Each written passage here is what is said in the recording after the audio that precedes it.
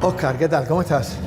Hola. Me alegro de verte. Encantado. Bueno, estoy visitando el Museo de la Catedral de Coria y he tenido que hacer una parada obligada aquí porque aquí tenemos uno de los documentos más importantes que dan fe pues eso, de la fundación de esta catedral, ¿verdad?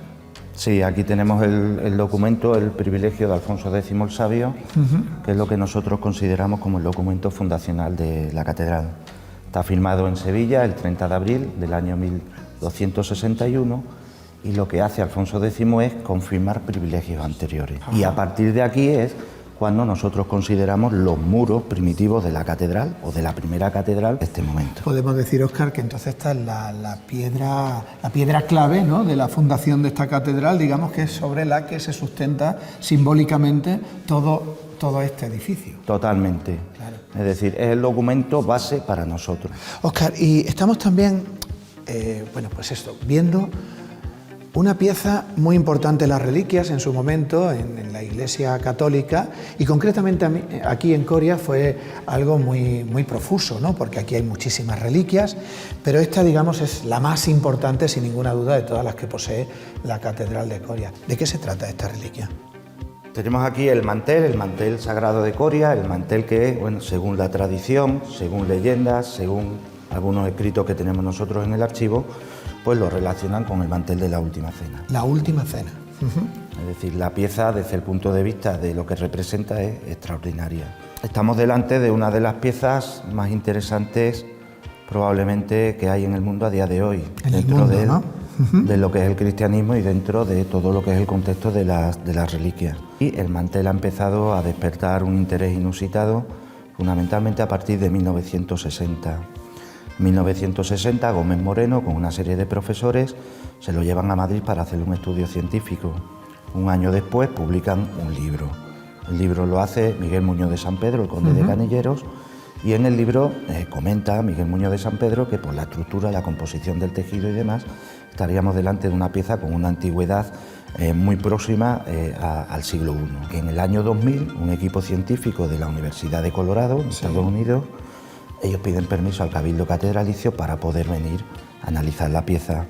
Empezaron a venir fundamentalmente a partir del año 2006, vienen también en el año 2007, y ellos, haciendo toda una serie de espectrometría, utilizando toda una serie de rayos, ellos creen que la pieza puede tener una antigüedad aproximadamente de 2000 años. La vuelve a situar en ese siglo de alguna manera, ¿no? Pero siempre todo esto hay que cogerlo con muchísimo cuidado, ¿no? Sí. El rigor histórico, sobre todo para nosotros y para el Cabildo Catedralicio, es lo que más nos interesa desde este punto de vista. Él es el profesor John Jackson, insisto, y él tiene una teoría. Él siempre tuvo una teoría. ¿Cuál es esa teoría? Él fue uno de las personas que tuvo el honor de analizar la Sábana Santa de Turín en el año 1978. Él piensa que por la dualidad que tiene el pueblo judío, en la Última Cena se tuvieron que utilizar dos manteles. Entonces él, cuando se entera de que aquí en Coria estaba esta pieza, cuando pide permiso urgentemente al Cabildo para venir y empezar a cotejar, a analizar. A día de hoy estamos todavía dentro de ese proceso. De ese proceso en el que uniría, siempre que este proceso culminara, siempre, ¿no?, que se lleve a buen término, efectivamente. Exacto, uniría esa pieza con esta y sería la demostración de que efectivamente este sería en su momento el mantel de la Última Cena. Pues si te parece, Óscar, vamos a visitar otras reliquias, porque yo sé que el número de reliquias que hay aquí en la catedral es muy importante y estoy seguro que habrá alguna que también en la que podamos hacer esa parada que nos resulte curioso. Pues claro que sí. Si me acompañas. Óscar, y antes de seguir viendo las reliquias que vamos a conocer, me he tenido que parar en esta reproducción casi real del mantel del que hemos estado hablando, ¿verdad? Porque esta sí que se puede ver en toda su dimensión, en toda su extensión, esos 4 metros y pico que tiene, ¿verdad? Sí, el mantel tiene una dimensión aproximada, siempre aproximada. El medir un tejido es bastante complicado, ¿no? Pero tiene una dimensión aproximada de 4 metros con 32 centímetros de longitud y la anchura en la parte más ancha aproximadamente unos 92 centímetros. En esa medida, abundando un poco en los pasos y en las teorías que antes estábamos haciendo, con respecto a la sábana santa de Turín? ¿Qué diferencias hay? Bueno, la sábana santa de Turín es también un tejido de lino y las medidas también aproximadas son en longitud 4,36 m, es decir, unos 4 centímetros, un poquito más, y la anchura es más ancha, es una anchura que va aproximadamente entre 1,13 m, 1,15 m aproximadamente. Es decir, en anchura 20 o más de 20 centímetros más ancha y en longitud prácticamente estamos ahí. Pero tú me decías que es muy probable que este mantel fuese un poco más grande porque se exponía ante los peregrinos y había quien, bueno, con la picaresca... Sabemos a través de la documentación, de los archivos que manejamos, efectivamente, que cuando se exponía, bueno, los tumultos eran enormes, grandísimos, la gente quería estar cerca de la pieza, la querían tocar y llega un momento incluso que hablan de artilugios para poderle arrancar trozos de los Con lo cual se supone que algo más tenía casi con mantel sabemos con mucha seguridad que le faltan trocitos. Y en cada extremo tiene un estampado diferente, podemos decirlo así, ¿no? Estampado. Sí. Y también hay una teoría que abunda en torno a eso, ¿no? Sí, es un estampado totalmente distinto, es un color azul, es índigo natural. Lo investigó el Centro de Sinología Española y lo que llama la atención es que en la parte izquierda, según estamos, son una especie de cuadraditos ajedrezados, la parte contraria no.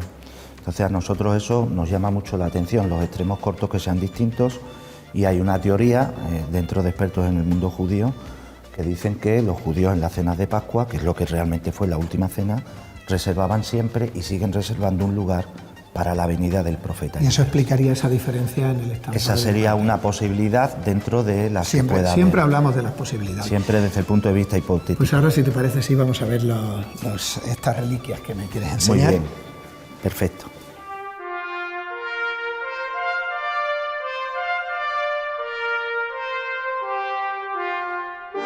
No me quería ir, Óscar, de la catedral sin conocer estas dos reliquias que también son fundamentales en todo el reliquiario que hay en la catedral. ¿De qué se tratan?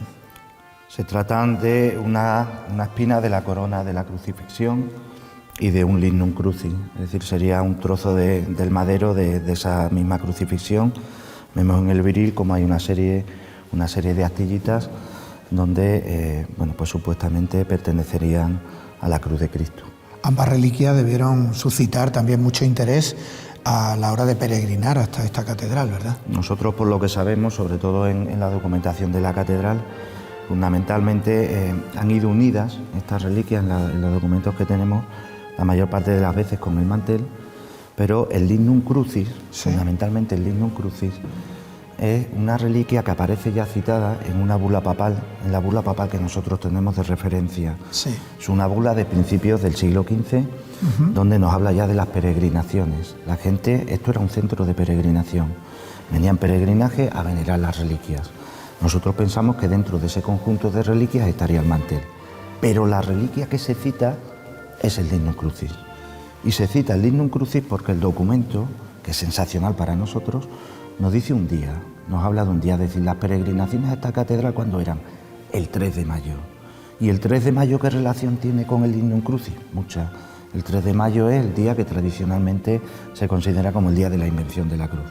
Es decir, cuando Santa Elena, según la tradición, descubre los restos de las reliquias de Cristo. Pues Óscar, yo aquí te voy a dejar, voy a hacer una parada en el camino, pero no sin antes agradecerte tu atención y todo lo que nos has contado de todas estas reliquias. Muchas gracias. Un placer, Óscar. Muchísimas gracias.